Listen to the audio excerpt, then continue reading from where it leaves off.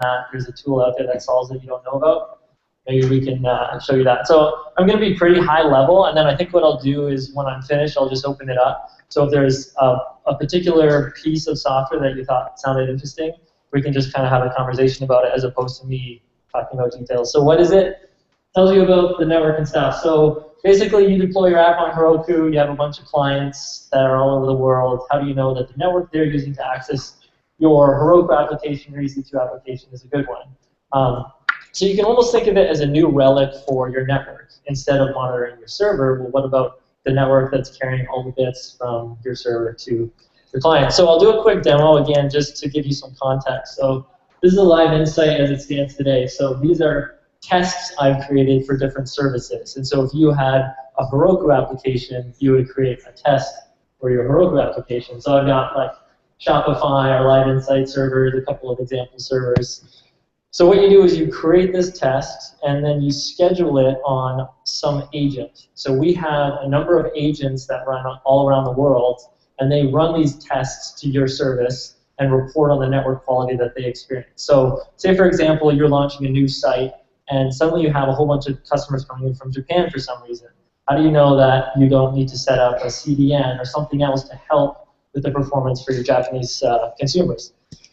So once you've created your test and you've distributed them around the agents that we give you, you basically get this dashboard view where you can look for each of your tests at the quality the agents are seeing. So say, for example, I look at the Shopify test. What I'm looking at here at the top is a reachability graph. So any dips in this graph means that one of our agents had issues reaching your server. And we'll send you an alert email and we'll tell you about what's going on. So maybe it's DNS outage, maybe it's your server was out, maybe there's a router in the core somewhere that died. The idea is to give you visibility into those problems. And then you can also look at response time. So here's the average response time for all of the agents that were running the test. Actually, I can actually break it down. So this will start giving me the response times for each of the agents. So say, for example, I want to optimize my application for my new customers that are coming in from Australia, Japan, whatever. I can start looking at this and saying, is this acceptable? So here you can see like Japan is 900 milliseconds, probably because Shopify is hosted in the US. So a Japanese client for Shopify's website is going to get pretty slow response time. So that just gives you an overview. I don't want to go into any more detail than that. If you want to see more, you can ask me. There's routes too that Jeff built, so you can ask him. He'll give you a much better demo than me. So this is the back-end architecture that supports capturing all the data that we use. So we obviously have a Rails core, and this is where all the metadata for your tests, your user account, your agent data, that's all stored in the Rails core. Then you have your target server, so this is, say, your Heroku application, or in this case, Shopify. We were testing Shopify. Then we have these agents written in Golang. So this is a little program we wrote that generates all the analytics for the services you want to test. So we run these all over the world, and we manage them in these different clusters. They pick up a test you create, they start churning and reporting on that. So basically, yeah, agents run tests against the server, and then they report. Now, we needed a really scalable way of getting all these reports, because we're going to have, once we hit massive scale, which we haven't yet, but someday, we're going to have millions and millions of logs coming in from agents. So we use this little open source tool called Logstash, and what all it does literally is it reads a line out of a file and it ships it to a central server. But people use it, it's pretty well maintained, so we basically use that instead of rewriting this shipping infrastructure. So all it does is our agents write logs, Logstash picks them up and ships them to a set of Logstash ingesters. And so we have this cluster of servers, and all they do is receive the logs and dump them into Redis. If you don't know what Redis is, it's a really simple key value store, really fast. So the whole idea is these ingesters don't do a lot of work. They just queue up the logs for somebody else to process. So that means that we can scale this as much as we need. We just add another node and we don't have to worry about it. So once we have more and more agents, we can just scale up horizontally at that point. It's really easy. Dumps it into Redis. Again, Redis is super, super fast, so we won't have to worry about it for a while, and then we can scale those out as needed.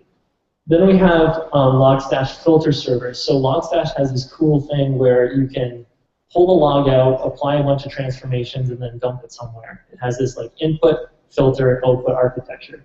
So then what we have is another cluster of servers, and all they do is read the logs out of Redis, process them, transform them, geolocate different things, and dump them into Elasticsearch. Now, Elasticsearch is like basically the core of everything we do. Because these are all logs and real-time reports, it makes sense to just dump them in an index and we query them all back later. So that basically gets all the logs from our reports into Elasticsearch. And then obviously the front end, I'll go more into kind of how the front end works, pretty straightforward.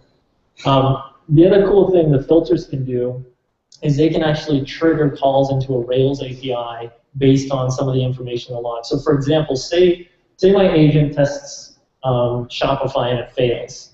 The log/filter can actually pick up, oh, there's a failure, and it can call into our Rails core API and say, hey, do something about this, or maybe change some metadata or send an email. So that's kind of a powerful feature in the log/filters is you can perform some action based on all these logs that it's eating up. So it's kind of cool architecture in that sense. And then the only other real piece to show here is how the reports get started, and for that we use SQS. So basically, a user is going to log in, create a task, and schedule it on an agent. What happens then is the Rails core sends a message to Amazon SQS, which is simple queuing service, for that agent. And all of the agents have their own queue of messages that they're constantly pulling. So basically, this message is going to look like start reporting, Shopify.com, port 80, SSL, go. And then the agents just run forever and report and report and report. And so that's another nice point where we don't have to worry about the queuing or the messaging. We just feed it to SQS. The agents are constantly pulling with HTTP gets, and SQS actually reports a 30-second, or it supports a 30-second long pull, so you don't have to, you're not like get, you just get, and it'll wait until a message comes in or you time out. So that was a pretty cool, fairly scalable, like, we haven't run into many scaling issues with a few agents we had yet. And there's a few horizontal points, so we don't have to worry about that too much yet. Front end is really a lot simpler. We're using Bootstrap, Angular, V3, and Leaflet are just a few of the kind of visualization and data management tools that we're using on the front end. Fundamentally, it all comes through our Rails core. So you're going to hit, a Rails route that's going to render the page, and then we have some Angular code that's going to run Elasticsearch queries to get the data out and generate the graph. So what ends up happening is your browser loads like the basic page, and then JavaScript runs and figures out what to query Elasticsearch for based on whatever it is you want to look at. The only other cool part, I think, to this is the way we generate alerts based off of this. So because there's so much data coming in, we can't just always be generating alerts when it comes in. So instead what we did is we do Sidekick, which is a really, really cool, easy to set up background worker thing. So you basically just create a bunch of work queues, and then from your Rails code you can say, Sidekick task, perform it asynchronously, and in the background what it does is it dumps a job on a Redis instance somewhere, and there's this cloud of worker nodes that are reading from those queues, and they pick up the job and they run it. And so what happens here is every 10 minutes we have a Sidekick worker that wakes up. It grabs a huge amount of data out of Elasticsearch and just starts going through it and figuring out if there's problems. Which is pretty cool because right now all we do is we say, was there a failure in this report? Okay, I'm going to create an alert, I'm going to email the user, do those sorts of things. But what we could eventually do is some more intelligent heuristics where we start watching for traffic patterns or doing some smart analysis where we say, hey, every day at this time your service gets slower because you're not scaling to support daily load, things like that. So this could become a real big process where it's looking at the data, looking at the last week of data, doing pattern recognition, things like that. So we wanted it to be a background task. So it just wakes up, runs, grabs a chunk of data, does whatever it needs to. And that's basically it. So what I'm hoping is if there's any questions about anything specific, I can get into more detail. And I'll just bring this up as reference. Sure, you and then Xander. So you're saying... Let me grab I think this probably.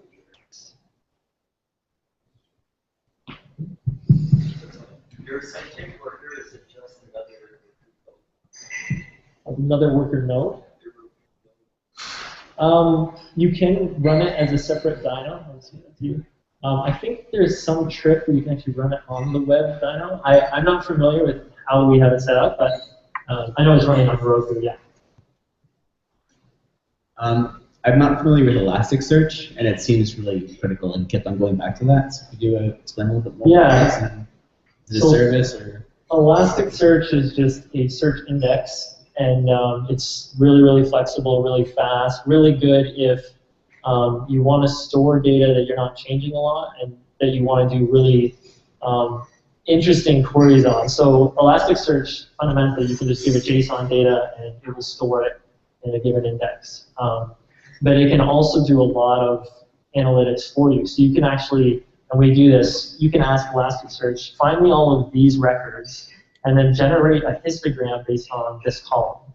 And it will do all that work for you, and it'll come back with a bunch of hits that actually have histogram data. So it'll have like the mean, the maximum, the minimum, and depending on how you want to bucket it.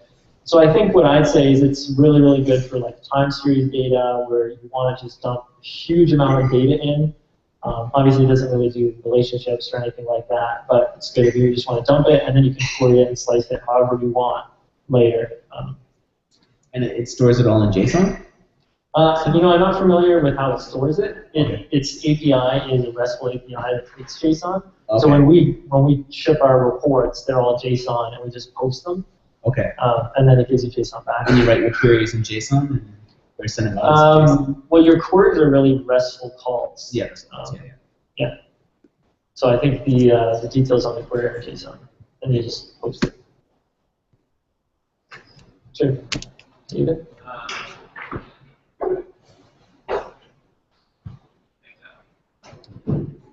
Is there a particular reason, was there a particular reason that the Rails part of the application was on Heroku when the rest of your infrastructure seems to be on EC2? No, I don't think so. I think we could easily do it one way or the other. I think we had access to EC2, and obviously some of the stuff you couldn't run on Heroku, but for the web stuff, it's an easy way to deploy. And I guess, Jeff? The tool is still in active development. It hasn't made it to a release stage yet, so we're using as much resources. Yeah. Ultimately, it'll all be running on EC2. Right. Free is a good reason. It's also easier at the start to be deployed to Heroku than to write up all your deploy scripts for EC2. So yes, some of the stuff we have to deploy, but a lot of the changes end up being obviously on the web side, on the front end, so you can just use Heroku's built-in thing. So like when we have to deploy for EC2, we'll have to figure out how to deploy EC2 in a clean way, but we haven't had to yet. So. Anything else? Cool. Well, I have my email and Twitter if you guys have any questions or other comments. Let me know. Yeah. I don't know. It's the first one I've ever been to. So, Mike, the slides are generally available, right? Yeah. So I think there's is the Google group the best way?